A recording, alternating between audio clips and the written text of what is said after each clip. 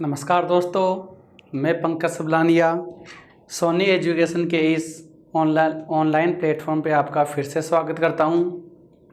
आज की क्लास में अपन बात करेंगे लेंस से संबंधित विभिन्न प्रकार की घटनाओं के बारे में। आपका पहला टॉपिक है लेंस। लेंस की यदि अपन बात करें, सबसे पहले इसकी परिभाषा की। सबसे पहले बात करें अपन इसकी परिभाषा की, तो देखिए दोस्तों, इसकी परिभाषा जो होती है वो क्या होगी। सबसे पहले अपन बात करें कि आपके पास एक गोला है। क्या है दोस्तों? गोला। और इसके इस पार्ट को काट करके अलग कर लेते हैं। ये इसका इधर वाला पार्ट हो जाता है और ये इसका इधर वाला पार्ट हो जाता है। अर्थात अपन कह सकते हैं कि किसी गोले के ये जो कटे हुए भाग है, इन दोनों कटे हुए भागों को आपस में मिला दिया जाता है तो किसका निर्माण होता है? लेंस का निर्माण होता है। इसी अनुरूप यदि अपन इसकी परिभाषा की बात करें तो इसकी परिभाषा क्या हो जाएगी? वह गोलीय पारदर्शक पदार्थ, वह गोलीय पारदर्शक पदार्थ जो या तो एक ओर से या दोनों ओर से वक्र हो, क्या कहलाता है? लेंस कहलाता है। तो परिभाषा क्या हो जाएगी? वह पारदर्शक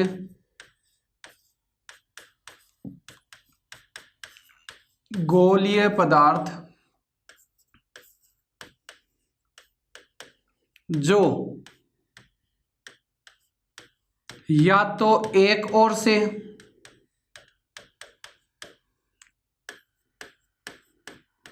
या दोनों ओर से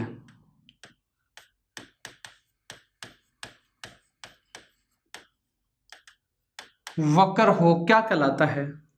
लेंस कहलाता है। अब देखिए दोस्तों, एक ओर से वक्र का मतलब है कि यदि इसका एक ओर से ये वक्र कहलाएगा, जबकि एक ओर से क्या कहलाएगा? समतल कहलाएगा। तो ये वाला तो कैसा हो गया दोस्तों? वक्र भाग। और ये वाला भाग कैसा हो गया दोस्तों? समतल। और बात करते हैं दोनों ओर वक्र। तो देखिए दोस्तों, दोनों ओर के वक्र का मतलब ये हो जाएगा या तो इस प्रकार का और या अपन बात करें इस प्रकार का।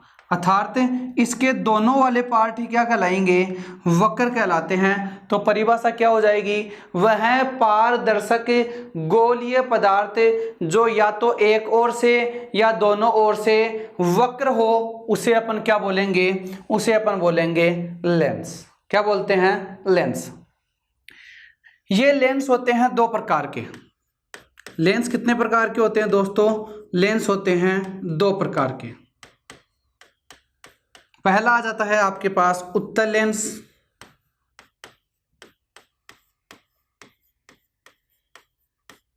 और दूसरा आपके पास आ जाता है अवतल लेंस।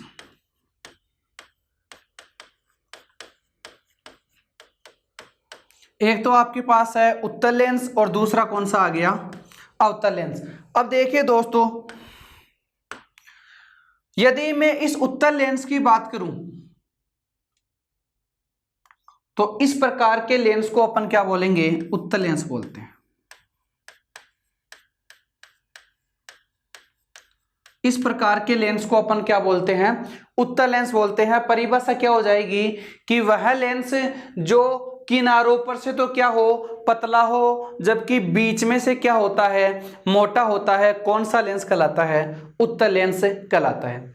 उत्तल लेंस की परिभाषा की यदि मैं बात करूं तो उत्तल लेंस की परिभाषा हो जाएगी वह लेंस जो किनारों पर से पतला जबकि बीच में से मोटा होता है। कौन सा लेंस कहलाएगा? उत्तल लेंस कहलाता है। अब देखिए दोस्तों, इस उत्तल लेंस में जैसे ही प्रकाश की किरणें आती है तो ये उत्तल लेंस क्या कर देता है? इन सभी प्रकाश की किरणों को एक बिंदु पर क्या कर देता है? केंद्रित कर देता है। इस एक बिंदु पर क्या कर देता है दोस्तों? केंद्रित कर देता है। और केंद्रित करने के साथ इस वाले बिंदु पर केंद्रित कर देता है और केंद्रित करने के कारण अपन इसको क्या बोलते हैं, अभिसारी लेंस। क्या बोलते हैं दोस्तों, अभिसारी लेंस।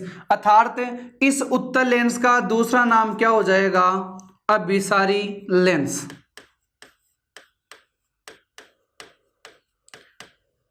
पिछली क्लास में अपन दर्पण पढ़ रहे थे। दर्पण में अपन ने क्या देखा था कि जो उत्तल दर्पण था उसको अपन अपसारी दर्पण कह रहे थे। क्यों कह रहे थे, क्योंकि उसमें किरणें क्या हो रही थी, प्रसरित हो रही थी, अर्थात फैल रही थी। लेकिन यहां पर एक बिंदु पर केंद्रित हो जाने के कारण इसे अपन क्या बोलेंगे, अभिसारी लेंस बोलते हैं।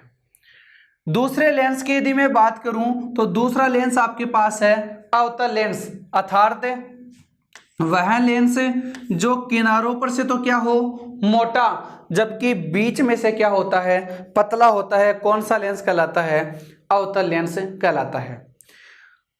आपको इसमें दिख रहा है कि ये जो लेंस है वो किनारों पर से तो क्या है, मोटा है, जबकि बीच में से कैसा है, पतला है, और इसे अपन कौन सा लेंस कहेंगे, अवतल लेंस कहते हैं। इसमें जैसे ही कोई प्रकाश की किरणें आएगी तो प्रकाश की किरणें आएंगी तो ये फैल जाती है। ये प्रकाश की किरण क्या हो जाती है, फैल जाती है, और फैलने के कारण इसका दूसरा नाम क्या हो जाता है, अपसारी लेंस। क्या हो जाता है दोस्तों, अपसारी लेंस। उत्तल लेंस को अपन अभिसारी लेंस भी बोलते हैं, जबकि अवतल लेंस को अपन अपसारी लेंस भी बोलते हैं। क्यों बोलते हैं, क्योंकि उत्तल लेंस जो होता है वो सभी किरणों को एक बिंदु पर क्या कर देता है दोस्तों, केंद्रित कर देता है, जिस कारण से इसका दूसरा नाम अभिसारी लेंस कहलाता है। जबकि अवतल लेंस में ये प्रकाश की किरणें फैल जाती है, जिस कारण से इसे अपन कौन सा लेंस कहेंगे, अपसारी लेंस कहते हैं। दर्पण की भांति लेंस की भी कुछ महत्वपूर्ण परिभाषाएं होती है। लेंस से संबंधित परिभाषाएं,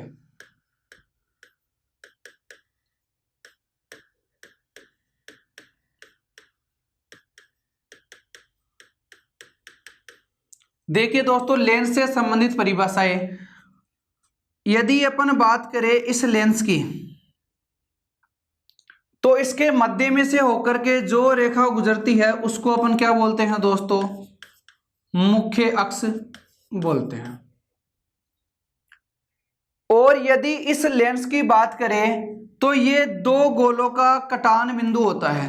जैसे यदि मैं बात करूं कि आपके पास ये गोला है और एक ये गोला है, और इन दोनों का जो ये पार्ट बनता है उसे अपन क्या बोलते हैं, उत्तल लेंस बोलते हैं। और उत्तल लेंस बोलने के साथ में इस गोले का एक केंद्र बिंदु होगा, उस गोले का भी क्या हो जाएगा, एक केंद्र बिंदु हो जाता है। और जैसे ही यहां पर अपन एक मुख्य अक्ष खींचते हैं तो आपको इस प्रकार की एक आकृति देखने को मिलती है। यह आपके पास हो जाएगा एक उत्तल लेंस, जिसकी ये वाली बिंदु क्या कहलाएगी, मुख्य अक्ष कहलाती है। अब इसका ये तो कहलाएगा F2 बिंदु और ये कहलाएगा F1 बिंदु।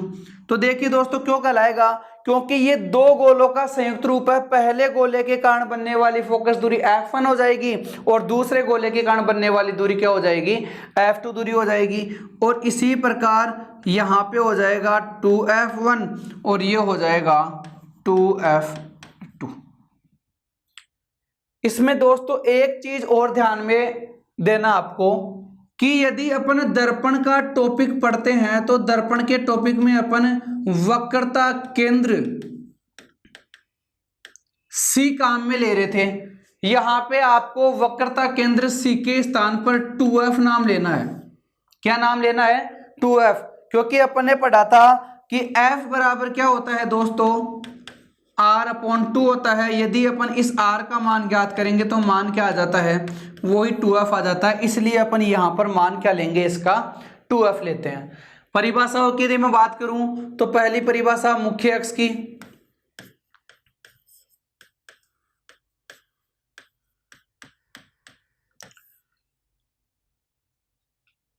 फोकस दूरी, इसको बोलते हैं प्रकाशिक केंद्र। इसको बोलते हैं प्रकाशिक केंद्र।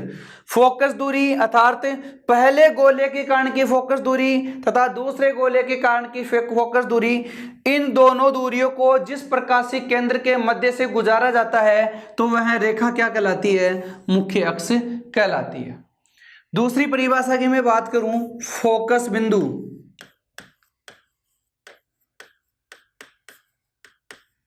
परिभाषा चाहे अपन दर्पण में पढ़े चाहे लेंस में पढ़े, परिभाषा क्या होती है दोस्तों? समान होती है। इसकी परिभाषा क्या हो जाएगी? जब कोई प्रकाश की किरण मुख्य अक्ष के समांतर आती है, जैसे यदि मैं बात करूं कि यहां से कोई प्रकाश की किरण ये आ गई, जब कोई प्रकाश की किरण इस मुख्य अक्ष के समांतर आती है तो वह अपवर्तन के बाद जिस बिंदु से होकर के गुजरेगी वह बिंदु ही क्या कहलाएगा? फोकस बिंदु कहलाता है। तो आपको ध्यान क्या रखना है कि ये जो फोकस बिंदु है, अपवर्तन का मतलब है कि इसके आगे वाला, और पिछले अपन जो दर्पण की क्लास में पढ़ रहे थे, दर्पण की क्लास में ये टकरा करके वापस एक की ओर आ रही थी, अर्थात उस दर्पण में वक्रता केंद्र C तथा फोकस बिंदु केवल F एक एक मान होते हैं, जबकि यहां पर इसके मान कितने हो जाते हैं? दो दो मान हो जाते हैं। तीसरी परिभाषा की मैं बात करूं, प्रकाशिक केंद्र।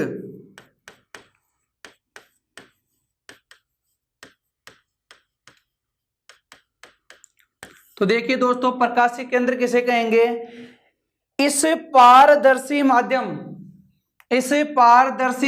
या अपन कह सकते हैं लेंस, इस पारदर्शी लेंस का मध्य का बिंदु क्या कहलाता है? प्रकाशिक केंद्र कहलाता है। इस पारदर्शी लेंस का बिल्कुल मध्य का बिंदु होता है, वो क्या कहलाता है दोस्तों? प्रकाशिक केंद्र कहलाता है। और ये इसकी क्या होती है? कुछ परिभाषाएं होती है। आगे यदि मैं बात करूं फोकस दूरी की,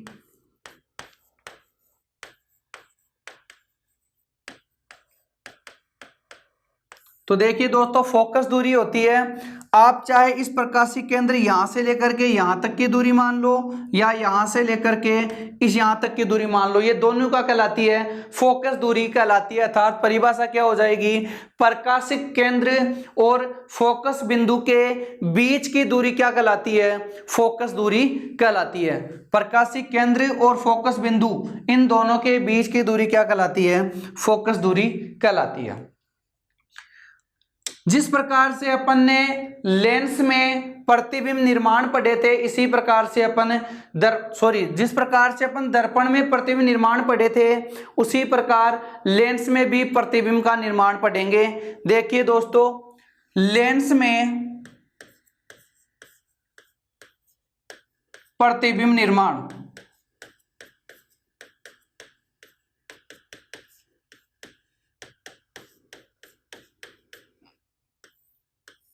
लेंस में प्रतिबिंब निर्माण,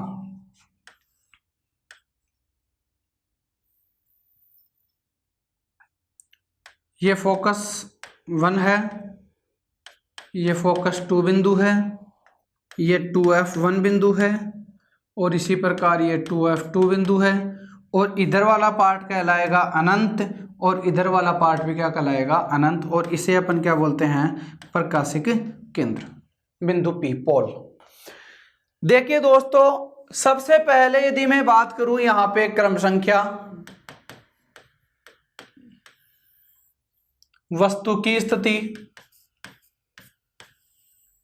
इसके बाद में आ जाएगा प्रतिबिंब की स्थिति,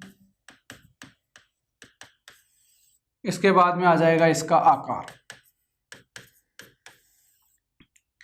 सबसे पहले मैं बात करूं कि जब आपके पास वस्तु कहां पे रखी हुई, यहां पे इस अनंत वाले बिंदु पर, अर्थात सबसे पहले यदि मैं बात करूं कि यदि आपके पास वस्तु कहां पे रखी हुई हो, इस अनंत वाले बिंदु पे रखी होती है, तो इधर वाला मान, पिछली क्लास में अपन ने क्या देखा था कि वस्तु आगे की ओर बढ़ रही थी, प्रतिबिंब पीछे की ओर आ रहा था। लेकिन लेंस में आपको क्या करना है? वस्तु को भी आगे की ओर बढ़ाना है और प्रतिबिंब को भी आगे की ओर बढ़ाना है। जिस प्रकार से वस्तु अनंत पे होती है तो प्रतिबिंब कहाँ पे बन जाएगा दोस्तों? F वाले बिंदु पर बनता है। अर्थात जब वस्तु अनंत पे होती है तो प्रतिबिंब कहाँ पे बनता है? F2 पर। प्रतिबिंब कहां पे बन रहा है, F2 पर। और कैसा बनेगा, बहुत छोटा। कैसा बनता है दोस्तों, बहुत छोटा। दूसरी स्थिति की मैं बात करूं तो दूसरी स्थिति, यदि इन दोनों के बीच में मैं वस्तु रख दूं, अर्थात अब की बार मेरे पास वस्तु कहां पे आ जाती है, अनंत और 2f1 के बीच में, और प्रतिबिंब भी थोड़ा सा आगे पहुंच जाता है, अर्थात प्रतिबिंब कहां पे आ जाएगा, इस वाले बिंदु पर, अर्थात F2 और 2f2 के बीच में। अर्थात जब वस्तु कहां पे हो, 2f1 व अनंत के मध्य। और दोस्तों इस स्थिति का एक नाम और होता है जिसे अपन क्या बोलते हैं, 2f1 से परे। 2f1 से परे, ये एक ही बात है। जैसे ही यहां पे वस्तु आ जाएगी, प्रतिबिंब कहां पे बन जाएगा, F2 और 2f2 के मध्य। F2 व 2f2 के मध्य। और आकार कैसा हो जाएगा इसका, छोटा। अगली स्थिति में अपन वस्तु को कहां पे रखेंगे, इस वाले बिंदु पर, तो प्रतिबिंब भी कहां पे बन जाएगा, इसी वाले बिंदु पर। अर्थात तीसरी स्थिति आती है जब वस्तु आपके पास हो 2f1 पे, तो प्रतिबिंब भी कहां पे बन जाएगा, 2f2 पे। और कैसा बनेगा, वस्तु के बराबर। कैसा बनता है दोस्तों, वस्तु के बराबर बनता है। अगली वाली स्थिति आ जाती है जब वस्तु आपके पास कहां पे हो, इन दोनों के बीच में, अर्थात F1 व 2f1 के बीच में। तो चौथी स्थिति आ जाती है जब वस्तु F1 व 2f1 के बीच में हो, तो प्रतिबिंब भी थोड़ा और आगे बढ़ जाएगा, अर्थात प्रतिबिंब कहां पे आ जाएगा, 2f2 और अनंत के बीच में। 2f2 व अनंत के बीच। और इस स्थिति को भी अपन एक नाम और दे सकते हैं, 2f2 से परे। और ये कैसा बन जाएगा, बड़ा। ये प्रतिबिंब कैसा बन जाएगा, बड़ा। इसकी एक आगे की स्थिति अपन और देखते हैं कि जब वस्तु आपके पास कहां पे आ जाए, F1 बिंदु पर आ जाती है, तो पांचवी इसकी स्थिति कहलाएगी कि जब वस्तु F1 पे आ जाती है, तो यहाँ पे प्रतिबिंब भी और आगे बढ़ जाएगा, अर्थात अब की बार प्रतिबिंब कहां पे बन जाएगा, अनंत पे बन जाता है। और कैसा बनता है, बहुत बड़ा। कैसा बनता है दोस्तों, बहुत बड़ा। ये इसकी 5 स्थितियां होती है जिसे अपन कहते हैं लेंस में प्रतिबिंब निर्माण। आपको एग्जाम में डायरेक्ट प्रश्न पूछा जाएगा कि यदि वस्तु F1 व 2f1 के मध्य हो तो इसका प्रतिबिंब कैसा बनेगा या कहां पर बनेगा। अब आपको ध्यान में देखो दोस्तों क्या देना है। यदि अपन बात करें उत्तल लेंस की, यदि अपन बात करें उत्तल लेंस की, तो देखिए दोस्तों उत्तल लेंस में जो प्रतिबिंब होते हैं वो कैसे बनते हैं, उत्तल लेंस के प्रतिबिंब बनते हैं हमेशा सीधे, सॉरी दोस्तों,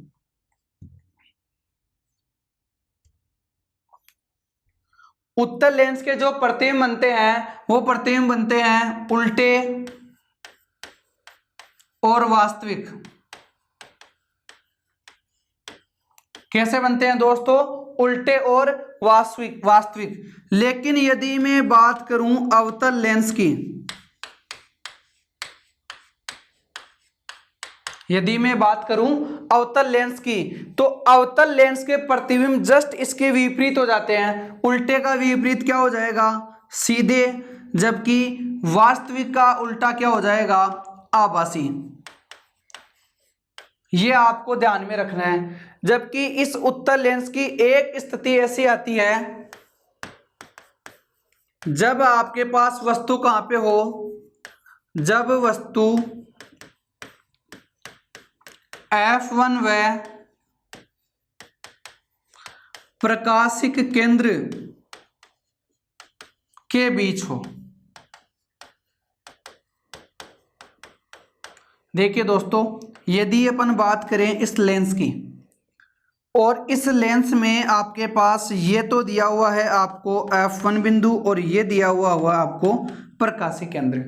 यदि वस्तु इन दोनों के बीच में रखी हुई होती है, यदि वस्तु इन दोनों के बीच में रखी हुई होती है, तो देखिए दोस्तों, जब यहाँ पे हो जाएगा F2 बिंदु और यहाँ पे हो जाएगा 2F2 बिंदु, इसी प्रकार इसके पीछे की ओर हो जाएगा 2F1 बिंदु। यदि यहाँ पर वस्तु रखी हुई है F1 व प्रकाशीय केंद्र के बीच में, तो इसमें प्रतिबिंब का पहला नियम क्या लगेगा?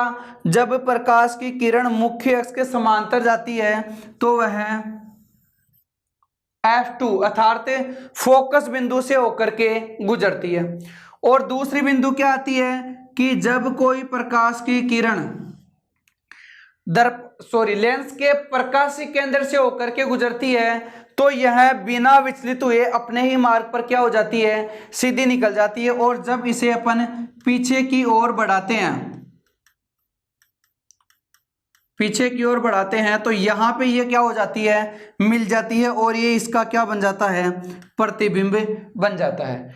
तो ये एकमात्र ऐसी स्थिति होती है जब वस्तु F1 व प्रकाशीय केंद्र के बीच में होती है, तो इसका जो प्रतिबिंब बनता है वो कैसा बनता है? सीधा और आभासी, और आभासी। और कहां बनता है? तो इसकी एक ही स्थिति बनती है, वो होती है वस्तु की ओर, अर्थात इसका प्रतिबिंब कहां पे बनेगा? वस्तु की ओर, वस्तु की ओर। और कैसा बनता है? आवर्धित, आवर्धित। तो आपको ये 5 स्थितियां है, ये तो आपको ये ध्यान रखना है कि उत्तल लेंस की ये जो 5 स्थितियां होती है, इन सभी स्थितियों में प्रतिबिंब जो बनते हैं वो कैसे बनेंगे? उल्टे और वास्तविक। जबकि अवतल लेंस में कैसे बनते हैं? सीधे और आभासी। इसकी एक स्थिति क्या रहती है? जब वस्तु F1 व प्रकाशीय केंद्र के बीच में हो, तो ये एक स्थिति ऐसी होती है जो उत्तल लेंस में भी प्रतिबिंब कैसा बनाती है? सीधा और आभासी। कहां पर बनाती है? वस्तु की ओर। और कैसा बनाती है? आवर्धित, अर्थात इस आवर्धित का मतलब है वस्तु से बड़ी। इसका प्रतिबिंब कैसा बनता है? वस्तु से बड़ा। तो ये आपके पास होते हैं लेंस से संबंधित विभिन्न स्थितियां जहां पर वस्तु और प्रतिबिंब की स्थिति ज्ञात की जाती है। आगे अपन अध्ययन करते हैं लेंस समीकरण की।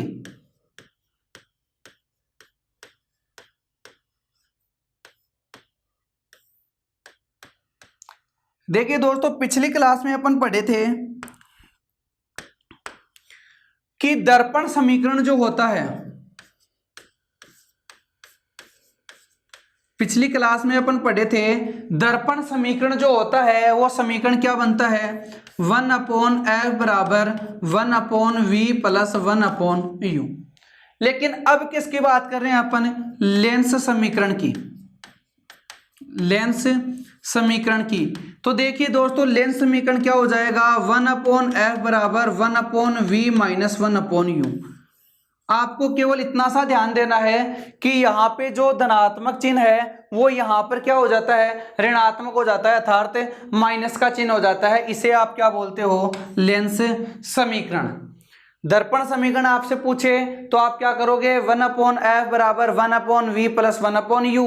जबकि आपसे यदि लेंस समीकरण का मान पूछता है तो आप क्या करोगे? 1/f बराबर 1/v माइनस 1/u। आगे अपन बात करते हैं लेंस की क्षमता।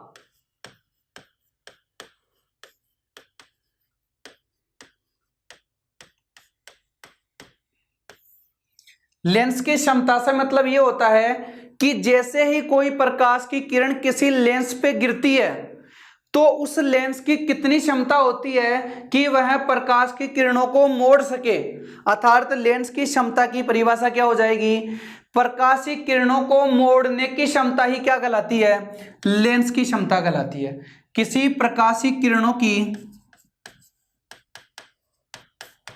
प्रकाशिक किरणों को मोड़ने की क्षमता क्या कहलाती है? लेंस की क्षमता कहलाती है। और यदि मैं बात करूं कि इसके बारे में बताने वाले वैज्ञानिक कौन थे, तो इसके बारे में बताने वाले वैज्ञानिक कौन थे? डायोप्टर। कौन थे? डायोप्टर थे। और इसका मान कितना होता है? इसका मान होता है P बराबर 1/f।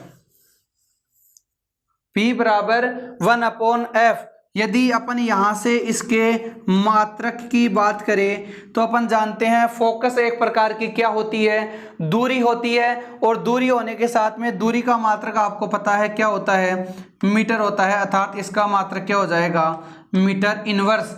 लेकिन मैंने आपको पहले भी कई बार बता रखा है कि भौतिक विज्ञान में जो वैज्ञानिक जिस चीज की खोज करता है उसी के अनुरूप उसका क्या लिख दिया जाता है? मात्रक लिख दिया जाता है। और इसके बारे में बताने वाले वैज्ञानिक कौन थे?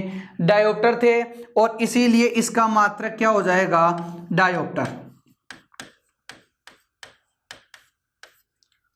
तो लेंस की क्षमता का यदि आपसे मात्रक पूछे तो मात्रक क्या हो जाएगा? मीटर इनवर्स, या फिर अपन कह सकते हैं डायोप्टर, जिसे कैपिटल डी से लिखा जाता है, जिसे कैपिटल डी से लिखा जाता है। और समीकरण इसका क्या हो जाएगा? P बराबर 1/f। यदि आपको इसकी परिभाषा पूछ ले तो इसकी पहली परिभाषा तो क्या हो जाएगी कि प्रकाश की किरणों को मोड़ने की क्षमता ही क्या कहलाती है? लेंस की क्षमता कहलाती है। और दूसरी परिभाषा आपको इस गणितीय समीकरण के रूप में पूछ ले तो इस गणितीय समीकरण के रूप में मान क्या हो जाएगी? फोकस दूरी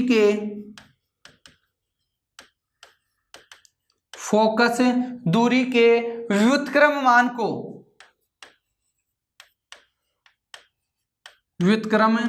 मान को क्या बोलते हैं दोस्तों?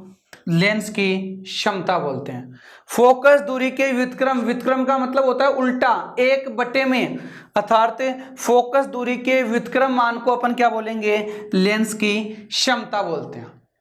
आगे यदि मैं बात करूं कि आपके पास दो लेंस एक जगह मिला दिए जाए, जैसे यदि मैं बात करूं एक लेंस तो आपके पास ये दिया हुआ है जिसकी फोकस दूरी है ये वाली, और दूसरा लेंस आपको ये दिया हुआ है जिसकी फोकस दूरी है ये f2, और इन दोनों की संयुक्त लेंस की क्षमता आपसे पूछ रहा है। दोनों लेंसों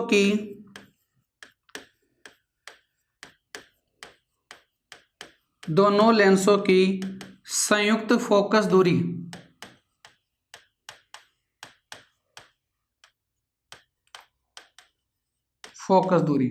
तो देखिए दोस्तों, इन दोनों की संयुक्त फोकस दूरी का जो सूत्र बनता है वो अपन क्या पढ़ेंगे? 1/f बराबर 1/f1 प्लस 1/f2। क्या पढ़ेंगे दोस्तों? दोनों लेंसों की संयुक्त फोकस दूरी का जो मान हो जाएगा वो क्या हो जाएगा? 1/f बराबर 1/f1 प्लस 1/f2। आगे अपन बात करें लेंस की क्षमता से, लेंस की क्षमता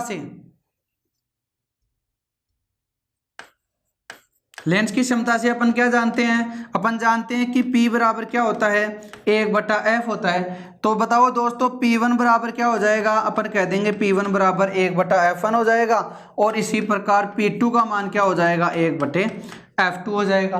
तो यहाँ पे देखो 1/f की जगह अपन क्या लिख सकते हैं? अपन लिख सकते हैं यहाँ पे P, मान क्या आ जाएगा? P। इसी प्रकार से 1/f1 की जगह अपन क्या लिख देंगे? P1, और इसी प्रकार से 1/f2 की जगह क्या आ जाएगा? P2, और इसका मान क्या हो जाएगा? P बराबर P1 प्लस P2, और ये मान क्या कहलाता है? दोनों लेंसों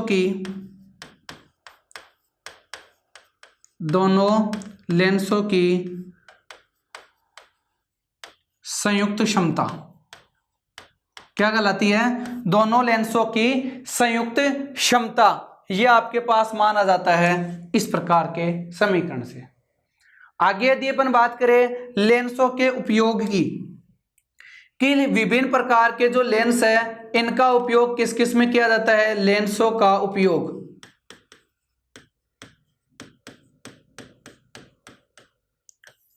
तो देखिए दोस्तों, लेंसों का उपयोग की यदि मैं बात करूं तो पहले यदि अपन बात करें कि आपको कोई दूर की वस्तु देखनी है, और दूर की वस्तु देखने के लिए आपके पास एक उपकरण आता है जिसे अपन क्या बोलते हैं, दूरदर्शी। इसी के नाम में दिया हुआ है दूरदर्शी। दर्शी का मतलब होता है देखना, अर्थात दूर की वस्तु देखने के लिए जिस उपकरण का उपयोग किया जाता है उसे अपन क्या बोलते हैं, दूरदर्शी बोलते हैं। तो पहला आ जाएगा, दूरदर्शी में किसका उपयोग किया जाता है, अवतल दर्पण का उपयोग किया जाता है। दूरदर्शी में किसका उपयोग किया जाता है, अवतल दर्पण का उपयोग किया जाता है। दूसरा आ जाता है सूक्ष्मदर्शी।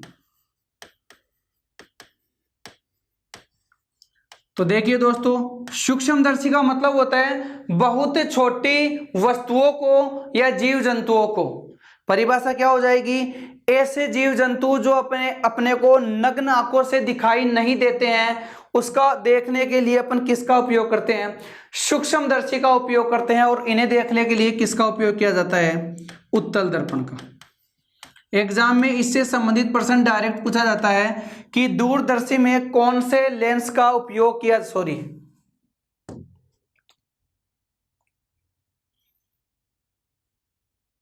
यहां पे अपन बात किसकी कर रहे हैं, लेंस पढ़ रहे हैं।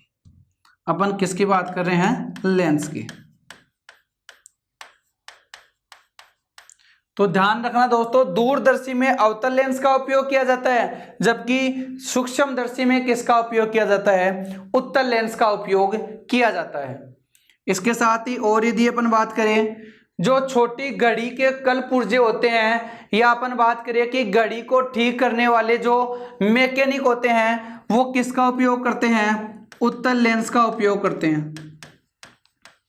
किसका उपयोग करते हैं, उत्तल लेंस का उपयोग करते हैं। तो पहला मैंने आपको इसका उपयोग क्या बताया, दूरदर्शी में अवतल लेंस का उपयोग किया जाता है। दूसरा इसका उपयोग बताया, सूक्ष्मदर्शी में उत्तल लेंस का उपयोग किया जाता है। जो घड़ी के कल पुर्जे होते हैं या बिल्कुल बारीक छोटे वस्तुओं को जो काम करने वाले मैकेनिक होते हैं, उसमें किसका उपयोग किया जाता है, उत्तल लेंस का उपयोग किया जाता है। इसी प्रकार यदि अपन बात करें आंखों की,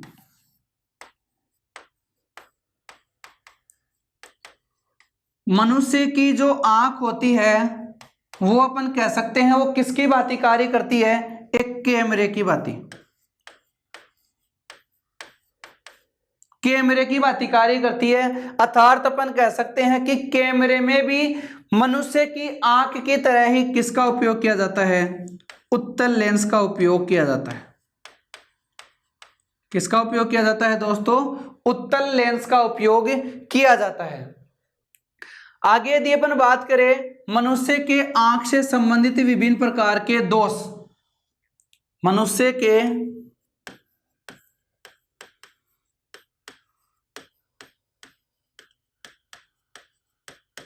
आंखों से संबंधित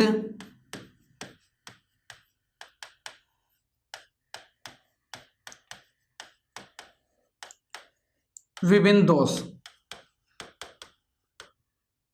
देखिए दोस्तों, दोष का मतलब एक प्रकार की बीमारी से अपन ले सकते हैं। इस दोष का मतलब अपन कह सकते हैं कि मनुष्य को यदि आंखों की वजह से कोई परेशानी होती है तो उसे अपन क्या बोलते हैं, मनुष्य के आंखों का दोष कहते हैं। अब ये दोष देखो किस किस प्रकार का होता है। पहले यदि अपन बात करें निकट दृष्टि दोष, निकट दृष्टि दोष।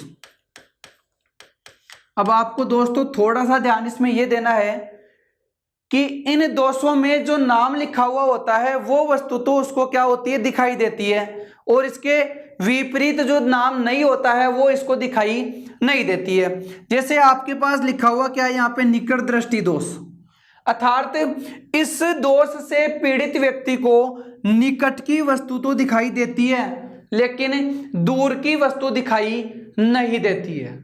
निकट दृष्टि दोष की यदि अपन बात करें तो निकट दृष्टि दोष में व्यक्ति को निकट की वस्तुएं तो दिखाई देती है लेकिन दूर की वस्तुएं दिखाई नहीं देती है। और इसके निवारण के लिए अपन किस लेंस का उपयोग करते हैं, अपन बात करते हैं अवतल लेंस की, कि इसमें किसका उपयोग किया जाएगा, इसमें अवतल लेंस का उपयोग किया जाता है।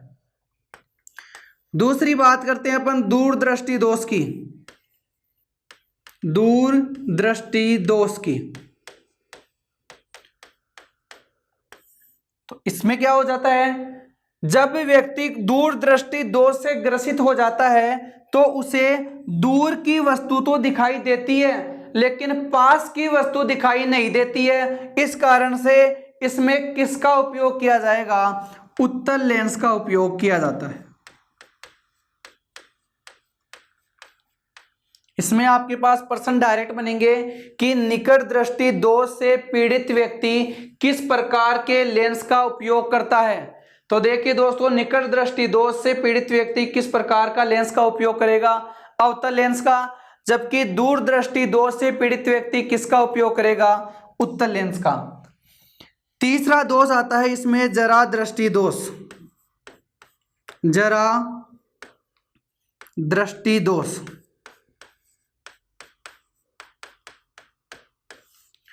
जरा का अर्थ होता है दोस्तों बुढ़ापा, जरा का अर्थ क्या होता है, बुढ़ापा, अर्थात वृद्धावस्था में जो दोष उत्पन्न हो जाता है उसे अपन कौन सा दोष कहते हैं, जरा दृष्टि दोष कहते हैं। इस दोष से पीड़ित व्यक्ति को न तो पास की वस्तु दिखाई देती है और न ही दूर की वस्तु दिखाई देती है, अर्थात अपन कह सकते हैं कि पास की वस्तु दिखाई नहीं देती है, इसलिए इसमें उत्तल लेंस का भी प्रयोग किया जाएगा।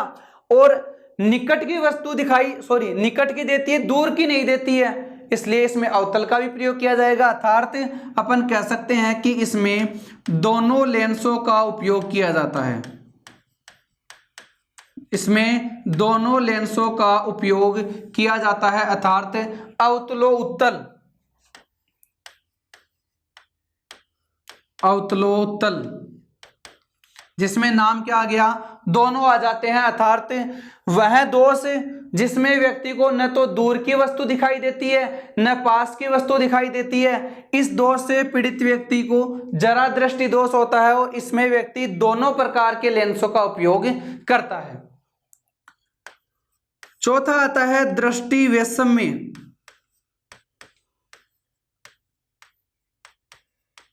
या अपन कह सकते हैं अबिंदुकता।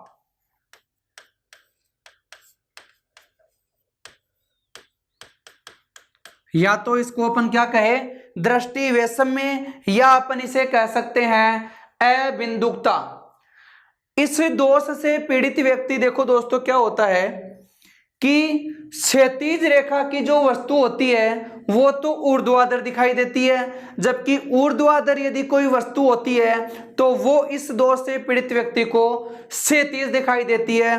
और इस दोष के निवारण के लिए बेलनाकार लेंसों का उपयोग किया जाता है, बेलनाकार लेंसों का उपयोग किया जाता है। ये जो अपन लेंस पढ़ रहे हैं, ये दोनों के दोनों लेंस अपन गोलाकार लेंस की बात कर रहे हैं। किसकी बात कर रहे हैं दोस्तों, गोलाकार की। लेकिन दृष्टि वैषम्य या अबिंदुकता की यदि मैं बात करूं तो दृष्टि वैषम्य या अबिंदुकता में किस प्रकार के लेंसों का उपयोग किया जाता है, इसमें बेलनाकार लेंसों का उपयोग किया जाता है। अगला आता है वर्णांधता।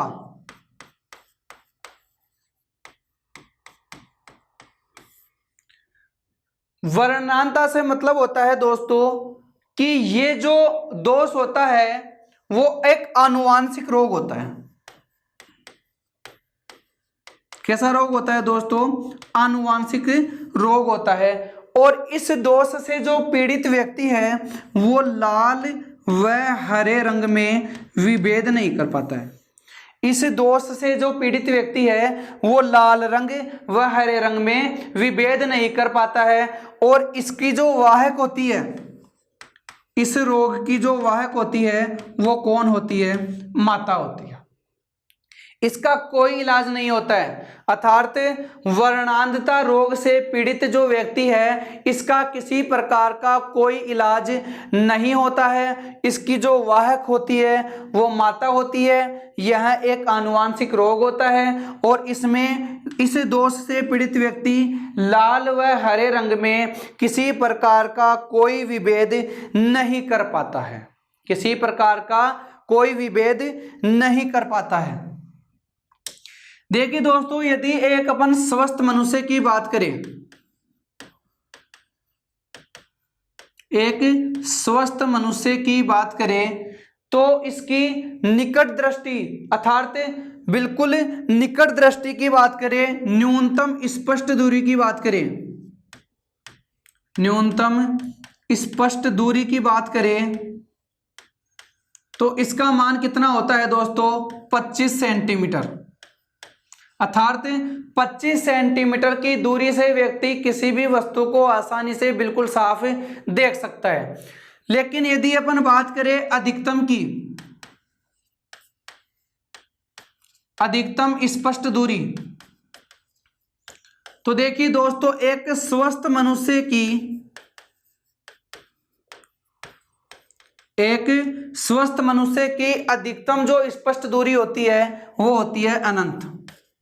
अर्थात कितनी भी दूरी तक वह बिल्कुल साफ वस्तु देख सकता है, ये इसकी क्या होती है? बिल्कुल स्पष्ट दूरी होती है। इसके अलावा यदि कोई इंपॉर्टेंट बात बताऊं आपको तो देखिए दोस्तों कई बार एग्जाम में डायरेक्ट प्रश्न ये आ जाता है कि मनुष्य अपनी आंख का कौन सा भाग दान में दे सकता है। तो देखिए दोस्तों आंख का जो कार्निया भाग है, आंख का जो कार्निया जो भाग होता है ये दान में दिया जाता है।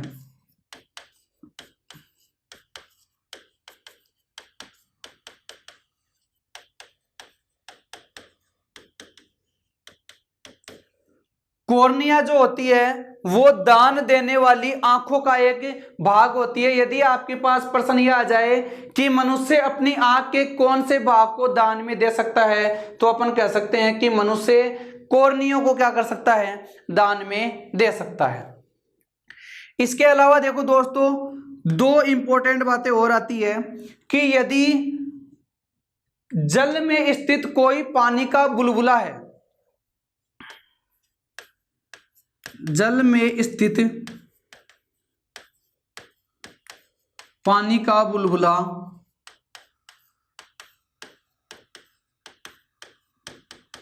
जल में स्थित का मतलब मैं बात कर रहा हूं अंदर की, यदि जल के अंदर कोई पानी का बुलबुला है तो वह किस लेंस की भांति कार्य करेगा? तो देखिए दोस्तों यदि जल के अंदर पानी का बुलबुला है तो यह तो कार्य करता है अवतल लेंस की भांति,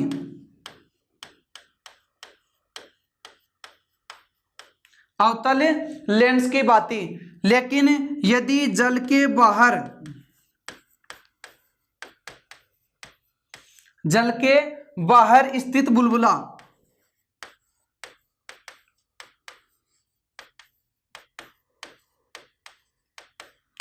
पानी का बुलबुला होता है वो किसकी भांति कार्य करेगा दोस्तों? उत्तल लेंस की भांति। यह आपको थोड़ा ध्यान देना है कि यदि जल के अंदर पानी का बुलबुला है तो यहाँ पे किस प्रकार का लेंस काम में आएगा? अवतल लेंस की भांति कार्य करेगा। और यदि जल के बाहर स्थित कोई पानी का बुलबुला है तो इसमें वह उत्तल लेंस की भांति कार्य करता है।